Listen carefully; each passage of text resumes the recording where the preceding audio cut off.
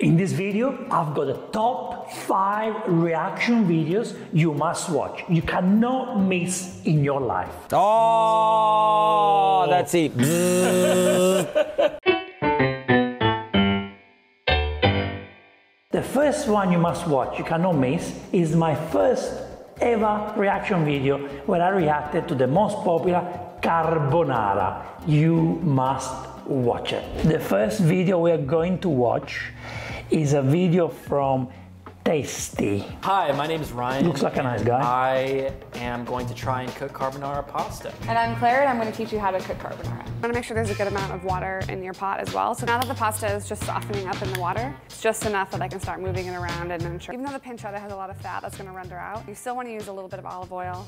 She's saying you have to use olive oil, extra virgin olive oil for the guanciale or pancetta. Yes, I do that too sometimes because if you don't have too much fat on your pancetta or guanciale, big cheek, you might need a little bit of oil. But in Italy they don't do it because the guanciale in Rome is just perfect and full of fat, and the fat creates the oil that you want. Parmesan is from a cow's milk cheese, so it's going to be a little bit more subtle than the Pecorino Romano. Yeah, sorry my friend, if you want to do it right, you don't use Parmigiano. You need the rich, salty flavor of the Pecorino cheese. There's no other cheese you can use. That's why we're going to use 2 different ones, because the Pecorino is going to be a little bit tangier, and I'm pretty much going to go half and half for this. Okay, she's going half and half. Okay, that's acceptable. Half Pecorino, half Parmigiano. Yeah. I'm going to put some egg yolks in here, as well as a few eggs. And to the eggs, so some recipes have garlic, some don't. So what I like to do is just kind of meet it in the middle. And what I'll do is just kind of place the garlic clove under my palm. Garlic is a no for carbonara. Carbonara is just eggs, pecorino, pepper, and guanciale or pancetta. Put this in, and I'm just gonna, wait a minute, this can't be right. This cannot be right. I was told not to go. You know what'll fix this? Is this cheese right here. He's trying to fix it. He's doing a good job. You gave me 2 eggs. What else Very creative. Okay, she managed to So cook. it's definitely al dente, which is good. It still has a little bit of bite to it, and that's actually perfect. So if it's already totally cooked all the way now, it's going to be overcooked by the time you finish your sauce. She didn't show us the most important part, which is when you switch off the stove, you put the pasta in there, and then you straight away put the water and the cheese. Well, the reason why it's important is because if you leave the cooktop on, you're going to create a scrambled egg. So at this point, I think I'm ready to add my egg mixture. And you want to do this pretty quickly. So what you're going to do is kind of move the pot as you add this. Want a little bit of green at this point, you could put in a little bit of parsley here. And that is spaghetti carbonara. No. There's no for parsley. I want to see the creamy carbonara. That's what is going to decorate our pasta, together with the guanciale or pancetta. You don't need any greens. I am into this. It's very good. You see, it doesn't Now look your creamy. next date, you'll know. Very dry, my friend. Right. Oh, yes. You want the carbonara to be creamy. Okay, now we're going to watch one of the most famous cooks on YouTube, which is Binging with Babish. Really love this channel, great videos. Let's see if we can do the carbonara. Into a medium bowl or measuring cup goes 3 large eggs and 1 egg yolk for a little added richness. Great. I love this. The only other thing you're going to want to add is a whole lot of freshly ground black pepper. We're not adding any salt yet because guanciale can vary in saltiness and we don't want to oversalt our dish. As soon as the pasta is done, we're dumping it directly into the saute pan with the guanciale. Well, you want to work quickly here because the only thing that's going to cook our egg slurry and make it smooth and creamy is the residual heat from the pasta. Ooh, okay, it didn't switch off the cooktop. It is extremely important at this point you switch off the cooktop. Otherwise there is a high percentage that you're going to create scrambled eggs pasta. We're going to taste for seasoning. Mine needs a little bit of salt. Then you can optionally toss the pasta. You just added salt. I don't think you need to add salt. Guanciale is salty, the pasta is salty, pecorino and parmigiano is salty. You don't need salt at the end. And finally, it's time to plate up. I like to use a carving fork to twirl the pasta into a giant cylinder like this one. I've never seen using a carving fork. I like it. I'm gonna do it. There you have it, folks. I'm gonna say it one last time, carbonara. At this point, I'm gonna ask all Italians to leave the room because it's time to make carbonara. It looks good. I really enjoyed it. Just a couple of things you need to change, but no, it's pretty good. I'm not gonna watch the modern carbonara. Here we go, we have tasty again. Parsley. Olive oil, okay. Bacon, no. Guanciale or pancetta. It's just different flavors.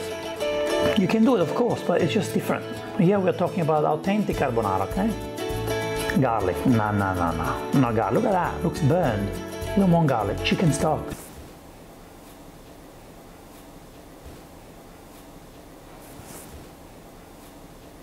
What have they done? Chicken stock in carbonara. I'm speechless.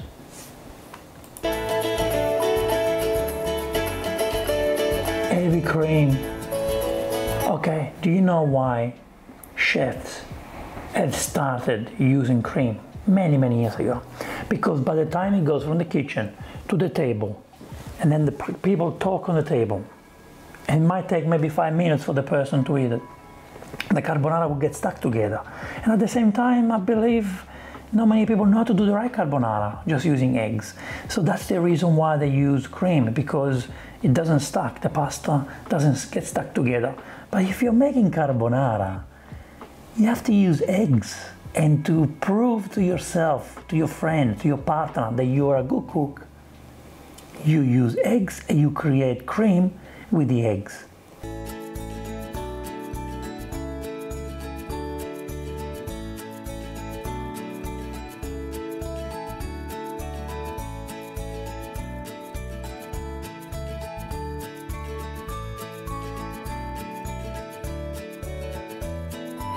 No, why the parsley? Everything is wrong. Maybe the only thing I can accept in this video is parsley, nothing else. Okay, now we're watching a popular recipe from Guga Foods, and they are making Wagyu black truffle carbonara. It sounds really good. Let's watch it. This is black truffle. Unlike the canned stuff, black fresh truffle is completely different. I've had the canned stuff before, but nothing compared to the real deal. You're eating Wagyu, it has already a tremendous amount of fat, so always save the extra. So this guy is using the Wagyu fat to replace the guanciale and the pancetta. This sounds very interesting. For my pasta, this is the one. I got this one straight from Italy, and as you can see, it has black truffles infused into the pasta. If you are unable to find this one, I recommend you using any pasta you like, as long as it has a rough texture. If the pasta is smooth, it won't catch the sauce. Yes, if the pasta is smooth, it won't catch the sauce. Well said. Since I'm going all out, I'm not going to be using regular cheese. This is the real deal. It is Parmigiano Reggiano from Italy. Guga, I really like you. You're a good guy, and I really like what you say, and you cook well. But pecorino, in this case, I always go for pecorino, but especially now that you have Wagyu, which is very delicate, you want a rich cheese, and the pecorino is what you want. That's to give you the nice contrast. Pecorino, salty and rich. Parmigiano is a bit too delicate, I think. And Wagyu is also delicate, so both cheeses and Wagyu are delicate. Put the pecorino on top, trust me. For my carbonara sauce, it is pretty straightforward. Start with 3 egg yolks, beat them fine, then add my cheese. Okay, he's a chef who likes to use egg yolks. I believe to keep it traditional, in my recipe I always do carbonara with the entire egg, because in the old days nothing was going to waste, and they used the original recipe, used the entire egg. But lots of chefs today, lots of modern chefs, they tell you to use egg yolk. So he's not doing anything wrong, he's choosing to use egg yolk.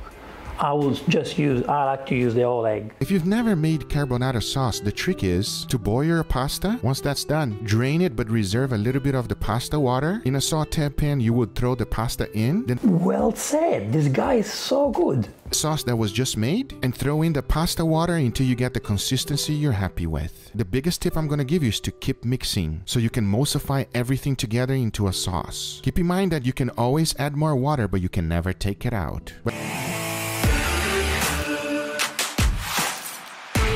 What's gonna happen now? The meat looks fantastic. Good creation. I really like the creation. Truffle is perfect, everything is perfect. We have our beautiful pasta here. What do you think, Angel? Well, it looks crazy. It does look crazy. It looks good, but I have to say I will use the same pasta, same cheese, it's okay. The truffle, oh my God, beautiful creation. Just the meat, I don't think it will give you the right carbonara flavor. I will just stick to the guanciale or pancetta again. I find the meat a bit too soft, which is not gonna give you the same texture of bacon, pancetta or guanciale. And I think bacon is much better that way. So I think I can use Wagyu for Bolognese, for any type of sauce, maybe a nice red sauce to go with it. But the way it is, it looks a bit too dry to me. But the guy said it, it's a Wagyu black truffle carbonara. It's a wow pasta, and it is a wow pasta. Well done, Guga.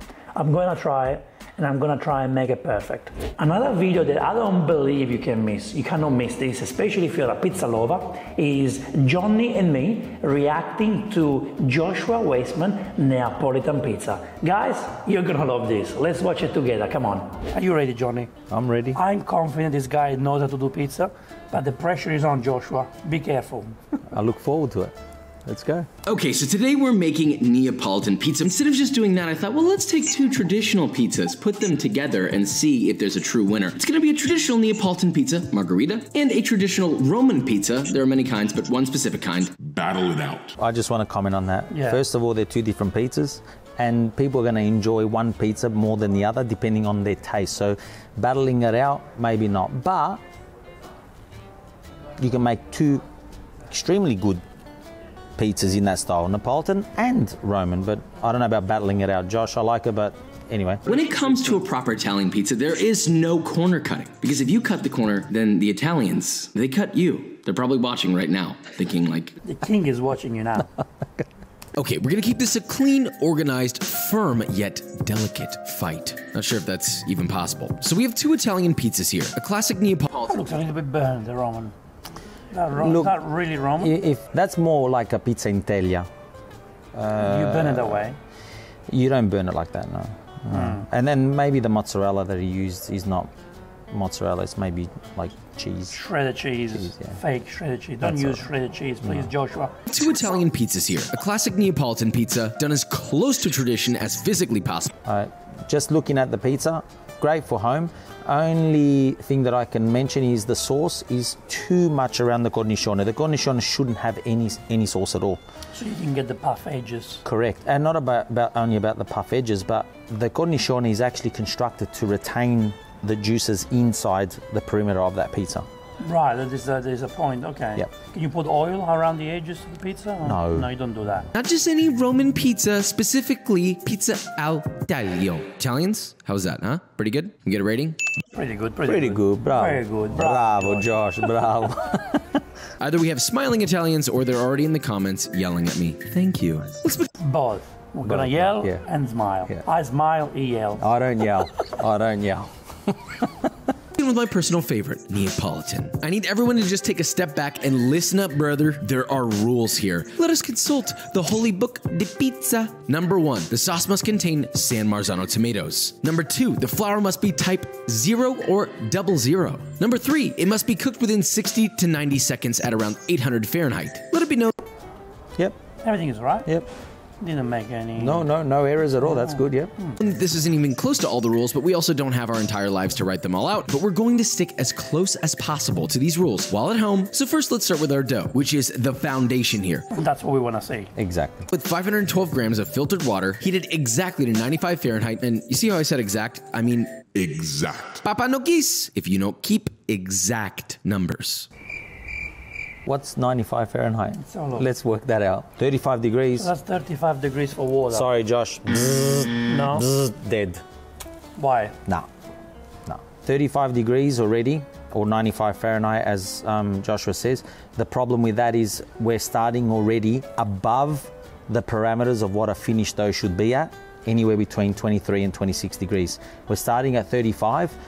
If he's mixing in a mixer or even by hand, we're transferring heat. What's going to happen is by adding a little bit of flour at room temperature, let's say, that dough is going to finish off probably around the 30-degree mark. Oh, wow. Which already what we've done then is we've burnt the gluten structure. Oh, okay. Yeah. So sorry, Josh, that's a big mistake. Yeah. If you want to reach that 23 to 26, I would recommend starting with a temperature anywhere between 14 and 18 degrees, depending on the climate and where you're at. And then you go up when you need it. Exactly. Yeah. So to your water, you're gonna add 3 to 4 grams of instant yeast. If it's more warm and humid in your area, then go with the lower number in yeast. So that How many grams did he say? You said 3 to 4 grams? Oh. Or less if you are in a warmer area, like in Australia, it's warm. Look, with instant yeast or dry yeast, we want to use anywhere between 1 and maximum 3 grams because we want to cut it by a third of what we would normally use with fresh yeast. You know, if I'm doing let's say a fermentation without refrigeration, Yes. I would normally use 1 gram of fresh, Okay. which means I would use 0.3 grams of dry. Okay. If I'm going to use refrigeration, I would normally use up to maximum 3 grams of fresh, and then so I would cut it back to 1 gram of dry. So already at 5 to 7 grams, what's going to happen is that dough is going to rise instantly. Within a few hours. Within a couple of hours, it's going to be like... So if you want to make the pizza on the same day, that's what you do. Yeah, and if you want to drink water all day, that's what you do. Okay. So, together and let that sit for 5 minutes. Then in a large bowl, add 800 grams of double O tipo flour, followed by 16 grams of fine sea salt. Mix that together with the flour until incorporated. Then to your flour, add all of your water and mix by hand. Yes, you want to touch the dough to create the connection of human and pizza. Mix that just until a shaggy dough forms, and the flour is fully hydrated. Cover with plastic wrap and Easy. Good. I like him, yeah. let it rest at room temperature for 20 minutes. From there, you'll remove your dough from the bowl, place it on a work surface, and give it some good old slap and folds. Oh, you don't know what slap and folding is? It's actually exactly what it sounds like. You pick the dough up, you slap the bottom of it down, then throw and fold it over itself. Then repeat that. It looks very sticky, that dough. Yeah, it looks sticky, but already we're moving away. If we want to stick to the traditional Neapolitan, the Bible, like Joshua said, we're sort of veering a little bit off, but that's all right. I mean, it's homemade. Yeah, it's homemade. It's Try fine. to defend Joshua. Yeah, I love him. But I like him already. what we do here is Joshua is to improve what we do. I mean, I've been making Neapolitan pizza for such a long time, and every time I speak to you, I learn new things. Yeah. And I don't even think I make Neapolitan pizza because there's so much to learn. There's so much behind it. So don't take it the bad way. No, not at all. Roll it into a taut ball, grease your bowl with extra virgin olive oil. Oh no. No. Why? Sorry, because we don't introduce any oil at this stage in Neapolitan pizza. Then place it back into the bowl, cover completely with plastic wrap. And I mean, if you're neurotic like me, then really you want to cater wrap this motherfucker. Now, place in the refrigerator for your dough son to have a beautiful slumber for 14 to 18 hours. This is essential in developing additional flavor in the dough. Okay, because he's put so much yeast in the dough, that's going to work. If you're using the traditional Neapolitan method, that would not work. You'd have to allow it to at least start to move in the bowl. It's fine. He's doing a bulk fermentation, which is fine. That's great. Yep. And people can do that. But you would need to leave it out until it starts to rise, because what will happen once you put the dough in the fridge, the yeast becomes dormant. The maturity will continue, but the yeast won't. Right. It'll stop. Although, because he's put about 7 grams of I think it was 5 to 7 grams of yeast, he said, to that amount. Yes. That's like using, let's say, 21 grams or 15 grams of fresh. So that's going to push in the fridge. Okay. Over that time, no problem. That'll push. Again, the yeast is where It's too much. we got a for bit you. of a conflict there, Yeah. Joshua, on the yeast. But anyway, And for you, the yeast is everything. it is, yeah. Yeah. Once your little man has had a good night's rest, give him a kiss, then punch all of the air out of him, leaving him deflated and ready to shape into what you desire, not what he desires. Punching of the air is not required if you're going to make dough balls, because you're going to take all the air out. right. Yeah. So, but that's just an extra step. You can do that. Just kidding. His life goal is to become a Neapolitan. And did you see how there was oil on the bottom of the dough? We don't want that. So that's not good. No, not for Neapolitan pizza. Then going to divide your dough into 5 even pieces, which should be really about 250 grams each. Then That's right. Yep, good. You know, the rules state anywhere between 180 and maximum 250. Yep. Squish out any excess air, fold the sides to the middle, flip it so it's seam side down, and then roll it in circles on the counter, keeping constant contact with the counter until you get a medium doit ball. No problem. I always say there's no rules around making a dough ball. We need to punch the air out, but we also need to ensure that the bottom doesn't have any pockets. So it needs to be closed, but I'm sure his folding technique is perfect, no problem. Yeah, if you have cracks at the bottom. Yeah, very good, yeah. Place that into a proofing box or rimmed baking sheet that's dusted with... All right, I'm going to stop this one. So no flour. No flour at the bottom? I do that too. No flour, never. Because if you have a pizza tray, flour, you don't need flour. No, well, you shouldn't put flour. It gets stuck on the bottom, and then when you go and take it out, you'll find that when you flip it, there's a bit of dryness on the flour. So we don't want to do that. So no flour. It'll come out off the dough bucket with a scraper really, really easily. Okay. So yeah. If you have a pizza tray. Yeah, if you have some pizza dough, but even if you put it in a container, I'd never put flour for Neapolitan pizza. Okay. Yeah. Okay. The thing with Neapolitan pizza is we're trying to reduce as much raw flour that we possibly can pre-cooking. Interesting. Didn't know that. Be sure to leave at least 1.5 inches of space in between each ball to account for spreading when they relax. You like it? Yep. Looks nice. Nice, yep. Yeah. Now cover that with its lid or another inverted rim baking sheet and let that proof at room temp for 3 to 4 hours or until they're easy to stretch and maneuver and very lightly puff. 3 to 4 hours, you think it's all right? Look, with the amount of yeast that Joshua put, yes, 3 to 4 hours he's going to get that rise. Yep. Yeah, I normally do 4 or 5 hours at least, and then the more, the better, I guess. Yeah. Yep, yeah, good. While those are proofing, let's quickly make our sauce. Very simply, you'll need 124. Make the sauce. You make the sauce? Or do you just I want to see how he makes the sauce. Let's see. Can of proper peeled San Marzano tomatoes, or fresh ones if you can get them. San Marzano is a must. San Marzano, yeah. Well, that's stipulated in the rules if we want to make a Neapolitan pizza, yeah. Glass if you can. Take them out of the can and lightly squeeze out their excess water out. Do you do that? No. You need the water, do you? Yeah, you need a bit of the water, yeah. You do, yeah. Over a sieve, set in a bowl, add all of your flesh. Oh, that's it. Killed me. He killed me. He broke my heart. Joshua, you broke my heart. What did you do, George? Broke me. I'm broken. Do it by hand. I'm actually broken right now. Oh my God, I'm so sorry. Sorry. When we're using a high quality tomato like San Marzano, we only hand crush or we pass it through a mully. Why we don't put it in a blender or a stick blender or anything like that is because we will break the seeds. When we have broken the seeds in a San Marzano, which is an extremely high quality product, all we're doing is inserting bitterness to the product. Oh no, so you ruin it. Along with 2 cloves of garlic and... No! I told you to stop watching. I'm out. I told you to stop watching. Garlic. Why do you put garlic? Garlic. I'm worried if it's going to put basil in there too and blend it. Why do you put garlic? Well, no, you Josh. Everyone in America, to be honest, I have to say, they actually cook the sauce. And they put garlic, they put pepper, they put dry herbs. Why? I'm about to faint. Let's go. 2.5 tablespoons or 35 milliliters of extra virgin olive. We don't need that either. Until extremely smooth, season to taste with salt and an option. Extremely smooth. The beauty of San Marzano is the tomato. We want to keep the pulp. We want to squash with our hands. So what we're doing is I'm lost for words because and it also releases the beautiful flavor. The flavor and the sweetness and you know and then you when you look at the pizza you see those beautiful pieces. I think people think that you need to have that passata style sauce to go on the pizza. They don't think that you need to have something thick. Like on the pizza. People, when I say to people, use the best tomato and do nothing to it, they don't understand because keep the product natural. Yeah, I agree. Optional light pinch of sugar to mellow the Sure. Blend that in. San Marzano is already sweet. No, non ce la faccio più. You know, I will stop watching it. Now, come on, sugar in the San Marzano.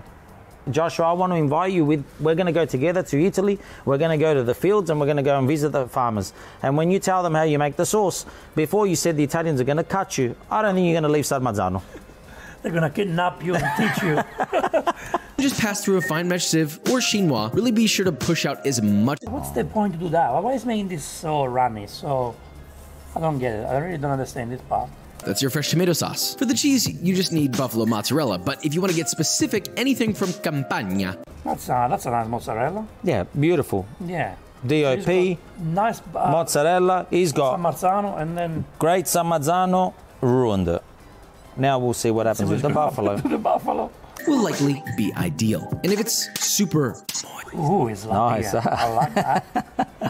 Now once your oven is piping hot, snag a dough round and place it on a generously floured pizza peel. Top of your round and then using your fist, punch it down. No, get fish. What are you doing? Fighting with the dough now? We're gonna start punching the He's gone to all the effort to make the dough in the way that he believes, and to try and respect the Neapolitan rules. And then we get the dough and we put it on the peel.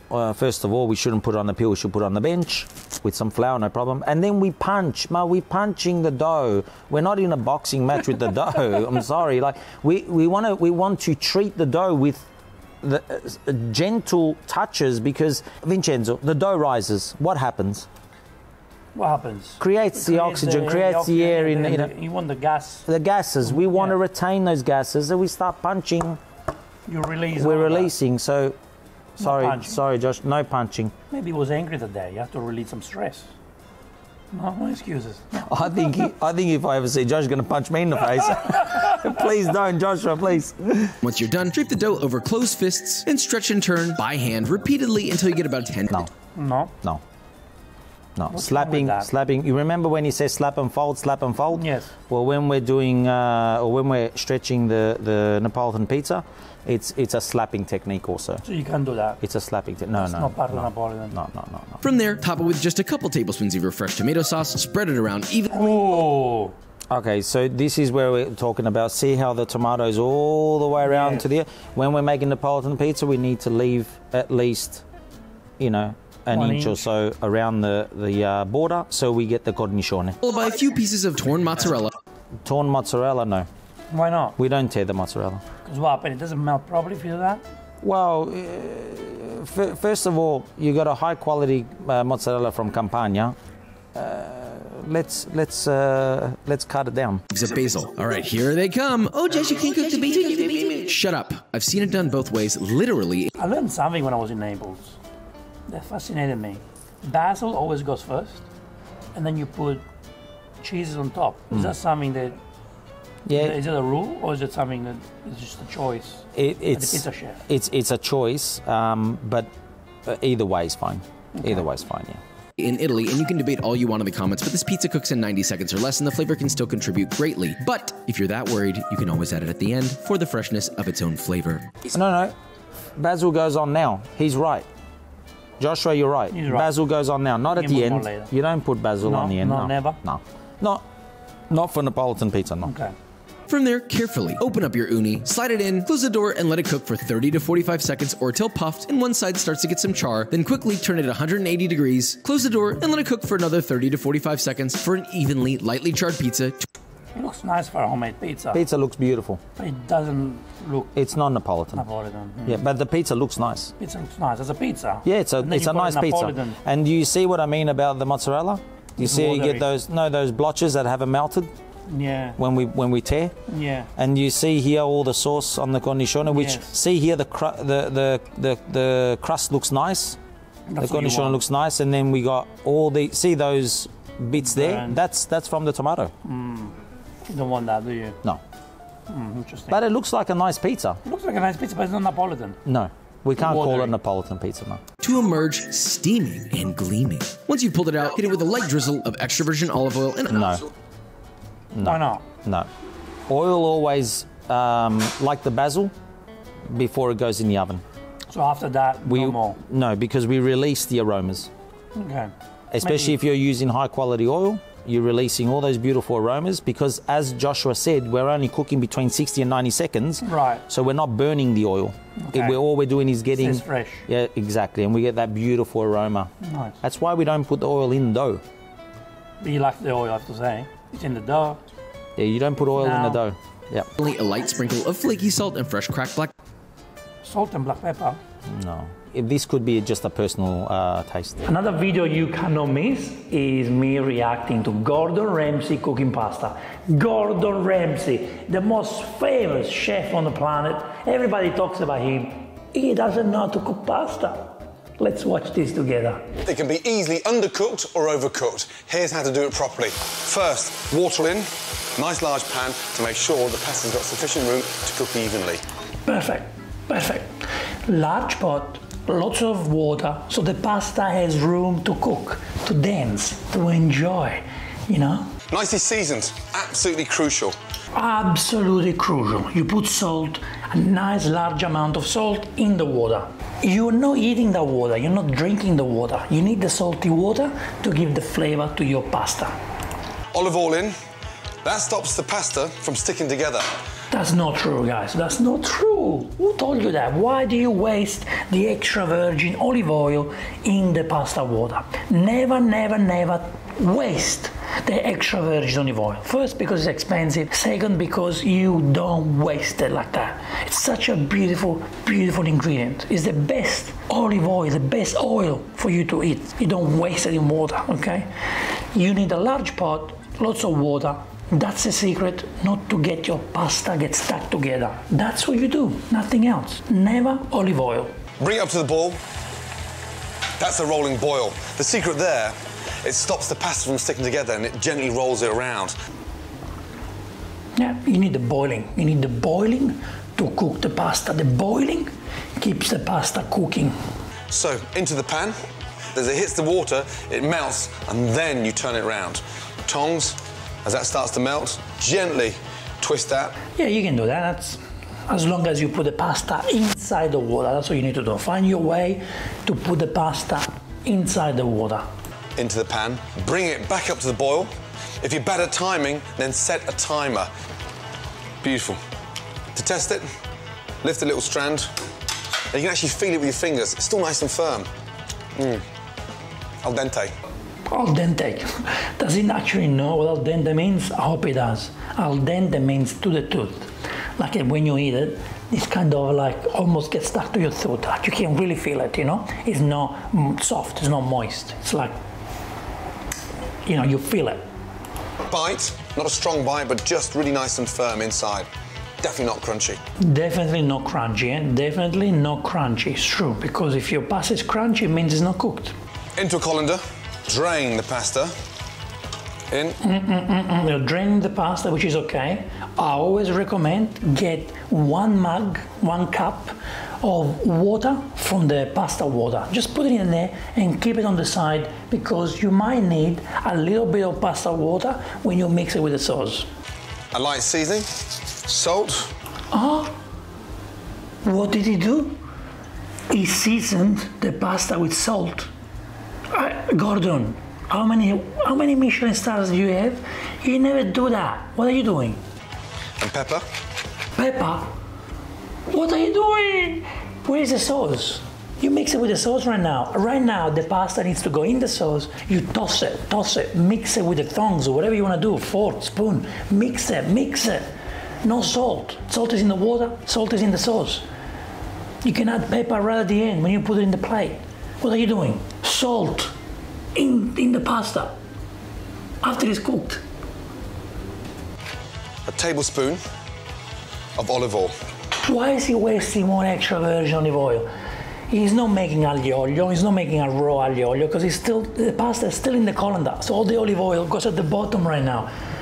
What are you doing, Gordon? Come on, you're not a teenager. Mix that through. That stops it from sticking together. It's not true. It doesn't help to stick together. When you cook pasta, you put it straight away in the sauce.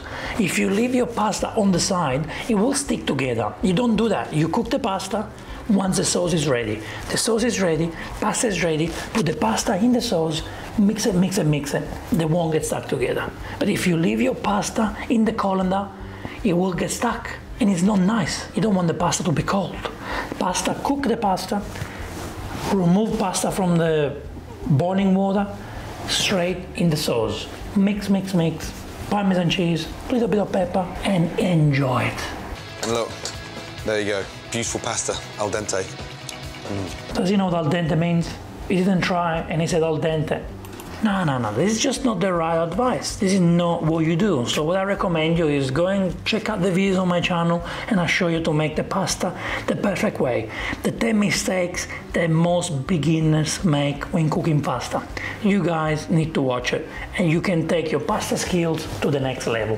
Thank you so much for watching this episode. Gordon, please stop doing this video, okay? Just do something else. We will see you in the next Vincenzo's Plate video recipe. E ora si mangia. Vincenzo's Plate. Can you not watch this? Hey guys, Uncle Roger making carbonara. Can you believe it? Can we react together to Uncle Roger who made carbonara? Do you think Uncle Roger can make carbonara? Let's see if I can call him Zio Rogero. Oh, this black pepper from Malaysia. Hey, okay. Yeah, that looks good, that looks interesting. The pepper, very proud. Uncle Roger is Malaysian, he's very proud where he's from, and it is important to promote something good from your area. And black pepper from Malaysia must be good. And Vincenzo, the meat you need for carbonara is this thing, guanciale. Yay! Well done, Uncle Roger. Guanciale. Look how beautiful it looks. Look how fantastic. How can you use bacon? Look at that guanciale. And Uncle Roger is in London, okay? If you can find it in London, you can find it everywhere. Chop your guanciale to little strip. How I do? Looks good, nice and even. Very good at cutting, Uncle Roger. I will call you Chef Uncle Roger. You can't make spaghetti carbonara without spaghetti. But when you buy spaghetti, niece and nephew, only buy the good stuff. See, this one, so yellow. This is stuff you get from regular grocery store. Tastes like shit. Yes, I agree. Well done. Well done, Uncle Roger. Keep promoting the top quality food. This pasta is so orange and looks like Uncle Roger's top. I don't understand. Why is the pasta so orange? Do not use these pastas when they are orange. For the sauce, Uncle Roger loves to use either 1 or 2 egg yolk per portion, depending on how many baby chicken you want to kill. Can you react to him? Come on, it's so funny. All I want to do is laugh. I'm trying to be serious here, okay? Let me be serious. It's pecorino. Don't use Parmesan, don't be basic. Don't be basic, so good. Pecorino. Uncle Roger found pecorino, you can find pecorino. Use pecorino. Now mix it all together. I know this Italian food, but Uncle Roger likes to mix with chopstick. That's interesting. I wish I can use the chopsticks the same way I do. I like mixing with the chopsticks. Well done. And some black pepper. And of course, the king of flavor, MSG. No! MSG, it doesn't belong to carbonara. You got the pecorino in there, you got the guanciale. They are so salty. How much salt do you want? MSG, it's a crazy idea, Uncle Roger. Crazy idea. Don't put too much because guanciale already quite salty. What's going on with Uncle Roger? This guy puts MSG in coffee. He loves MSG so much and he's telling us not to use too much. I don't know what's going on with him. He must be getting too old. I think he's getting old. You want it to have this kind of creamy consistency. Wow, that's very thick, Uncle Roger. That's very, very thick. That's good. When you mix it with the pasta water, it's gonna come out fantastic. But show me the inside. I want to see how inside is like. Show me the inside. What is your cameraman doing? Come on. Do you want to eat this raw? No. It's just salmon. No. We cook our spaghettoni. Boil a pot of water. Usually we salt our pasta water with regular salt, but for Uncle Roger, I salt my pasta water with MSG. Just use feeling. That makes sense. That makes sense because MSG, it's gives flavor. When the water boiling, now time to put pasta in there. I want to see the water, Uncle Roger. Show me inside. What is your cameraman doing? Go inside the pot. Show me. Come on. Make Your me salivate. not big enough. You choose. Uncle Roger, I can't even see water in the pot. Did you put water in the pot? How do you cook the pasta? Did you watch Kay's channel? Kay cooking channel taught you how to cook pasta? This is what you're doing. I was going to say, the saucepan is very small, Uncle Roger. Very small. Always cook pasta in a large pot, please. Please do that. The pasta needs to dance in water. The pasta needs to move in the water. The saucepan, Uncle Roger. Don't tell our viewer that. They think I am god of cooking. We cook it for 10 minutes while the pasta... Uncle Roger, nobody believes you're the god of cooking. Everybody believes that you are the best comedian on the planet. Ooh, he's using a wok. We cook it for 10 minutes while the pasta cooking. We're gonna make our guanciale. Wow, wow, wow. He's using a wok to make carbonara. Oh, beautiful seasoned wok. I love the idea of using wok. Yeah, why not? I think it's something I will do too.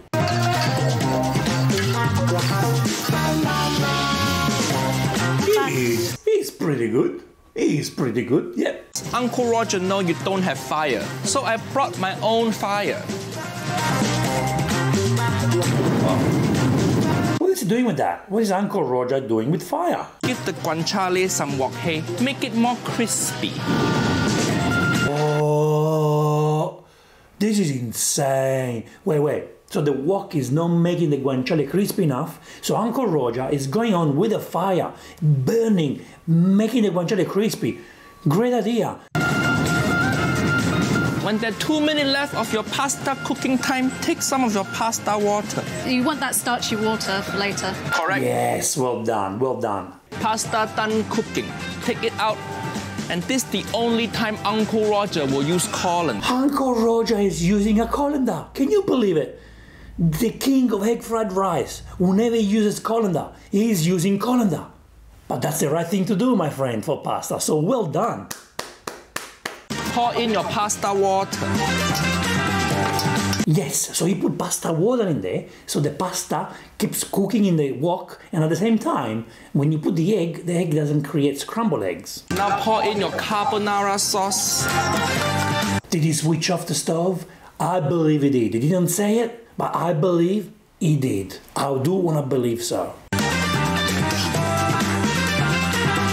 Uncle Roger, in this video I can't see the food. Where is the food? I want to see the food. This is suspicious. Are you trying to hide what you're doing in the pan? Huh? Show me the inside. I want to see how creamy it is. Oh, look, I can see from the tongue, looks creamy.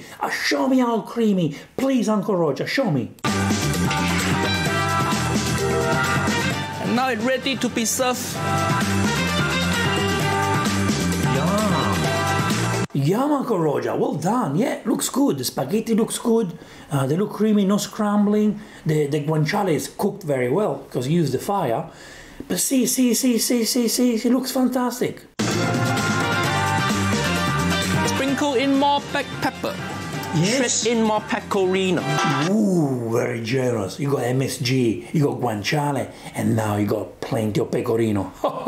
He's gonna put more MSG on top. Here you go, Uncle Roger Wok Hey MSG Carbonara. Yes, I love the name. Uncle Roger Wok Hey, yes. And I'm gonna try to do this. Wok Carbonara, it's probably the future, the way to go. It looks fantastic. The pasta is not gonna get stuck. I believe using the wok, maybe you have less chances of getting scrambled eggs. This is great, this is great, this is great. Well done, Uncle Roger. Let's see how it tastes. MSG Carbonara. What you think? What you think? What you think? I don't know, we have to try, Uncle Roger. Looks good. Let's try it. Okay. Uncle Roger using chopsticks. Hiya. Italian-Asian fusion. Yeah, use chopsticks, it's great. Must be good, must be good. Look at his mouth. Look how shiny it is, huh? So shiny, which means it's oily, it's creamy, it's perfect. Last but not least, you must watch my friend David reacting to me making a Bolognese sauce. Oh yeah, this is funny. We're gonna learn together a lot of things. He's not really impressed with me at some point of the recipe. You have to watch this because you can take your Bolognese game to the next level. I did, I learned, and so I want you to learn too. So let's watch it together. That's a good presentation to start with. Town of Bologna, in the region of Okay, Emilia. why are you blending everything? What is that? Okay, so just from the intro, I can tell that there's like quite a few mistakes. Quite a few mistakes. Yeah. No one, but a few. Look how beautiful it looks. Yeah, but I mean, it's not just about the look. It's also about the taste, you know, food. It's more about the taste. Look at that beautiful sauce. The beautiful parmigiano on top. Look at the tagliatelle. Why you call it Bolognese though? Everybody calls it Bolognese. Who is this nice guy? Look at this guy. How handsome, eh? Sunday sauce. See how creamy it is. This is a It doesn't have sauce to be that you creamy. make when people think of, oh, it's a tomato sauce base. No, this is a meat base. The sauce is just an extra ingredient that you add to get the extra flavor. Yeah, that's okay. That's okay. You got the theory. It's true, eh? Okay. You got the theory. Let's have a look at the practice, you know? So let's get into it. Let's learn how to make an authentic Bolognese. I'm scared now, guys. You look younger here. Oh, thank you. Thank you very much. Thank you. When is the video date? I'm very scared. March 2020. Only 6 months ago. It's going very popular. Everybody's making this recipe, and I feel bad if now people don't make it the authentic way. I did my best. But they can find the video in your channel anyway. Of you, the yes. authentic one, yeah. To make a top quality Bolognese ragu, we need top quality ingredients, and we start. Okay, I can spot already a mistake. There is some pancetta there. Yes. Is a pancetta. Well, that's what I. Okay, like in the original Bolognese sauce, we don't really put pancetta. You can do alternative ragu, alternative Bolognese. Pancetta is one of the options. You can put sausage, Italian sausage as well. But then it's going to be a sausage ragu. It's not going to be the original ragu. Then we need 500 grams of top quality beef and about 200 grams of top quality pork. I do the opposite. So I use about 50% of the amount of ragu that I'm going to do. I use pork. The other 50 I'll split between beef and veal. And so that's I the do like reason, 30 and 20. 30 is the beef. pork softer, more tender? Yeah, it's more flavory. So that's what Nonna does. That's what Nonna does. Okay, so Bolognese sauce, you put more pork, less beef. Yeah. So we're talking about ground beef, ground pork. You also put white wine. I can see here. It's not a big mistake. You can actually use white wine. Okay. I prefer the red one. You know why I use the white? Because I got lots of comments in this video talking about white wine. I use the white wine because that's what I had already opened. Ah, okay. Yeah, I was fair already enough. open in my fridge, and I said I don't want to waste a bottle of red wine. Fair enough. You can use white wine, as I Okay. said. It's not a mistake. Okay. It's a personal taste. Thank you. Now, originally you can just use beef, but I think the pork will take the... I'm not too sure about that. I don't know, like originally, historically, but I never had a ragu that is just beef. Just beef, okay. The ingredient is 150 grams of pancetta. We want to use nice, good sized onion, 1 carrot, and 1 celery stick.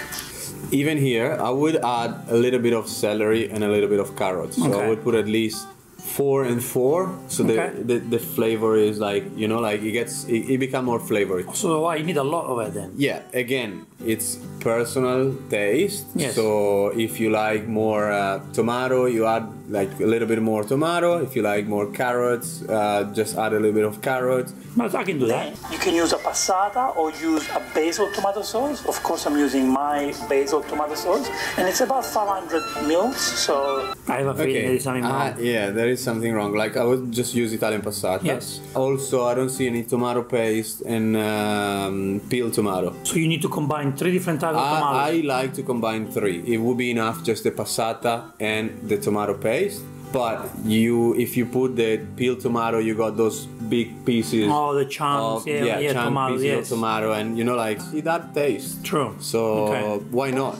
top quality extra virgin olive oil, a glass of white wine, and then we need 2 glasses of water. Last but not least... For you. You drink one?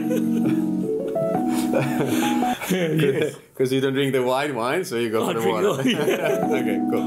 You need at least a couple of liters of water, in my opinion, because the ragu has to cook for a long time.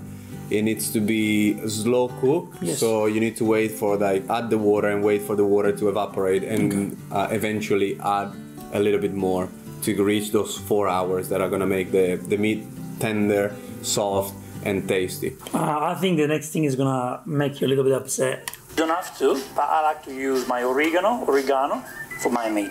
I like to use the oregano for my other dishes, not for the ragu. It's okay? No. Okay. You just have to say that you're fine when you're not really fine. I cut them into small pieces, so the pancetta... And then do a carbonara. So you're doing a carbonara on the side, yeah? Yeah. Honestly, it's not a big mistake. You can do it, it adds flavor. Yeah. It adds a little bit of taste. It's just not authentic. It's not. Okay. Well, in the video, I did call this how to make Bolognese sauce like an Italian. I didn't say how to make Bolognese sauce like a guy from Bologna. Okay.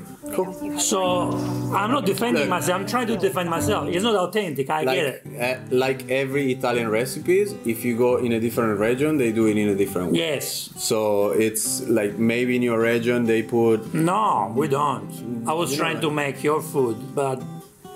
Yeah, okay. Yeah, I don't know if you want to watch the rest. Celery, cut the bottom part, and again, cut into pieces, and then we blend. So when I say... Okay, again, we don't blend it, so cut the celery in small pieces, in like cubes, diced it, okay? And then you can put carrot and celery all together when you put it in the pot. Everything is, you need to make a sofritto, which is a combination of onion, carrot, and celery.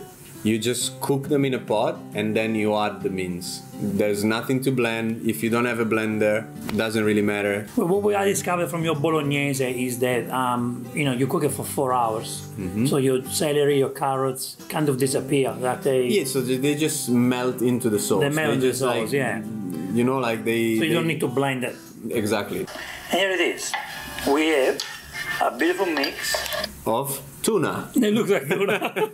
A tuna salad. You have to trust me, my friend. It's beautiful. It really is beautiful. It's my secret to my sauce. Okay. You have to try it. It's fine. I will try once. No, authentic Bolognese, but you try it. Okay. So on a medium heat, you cook them. The smell in the kitchen right now must be divine. As we cook it, we break it with a spoon.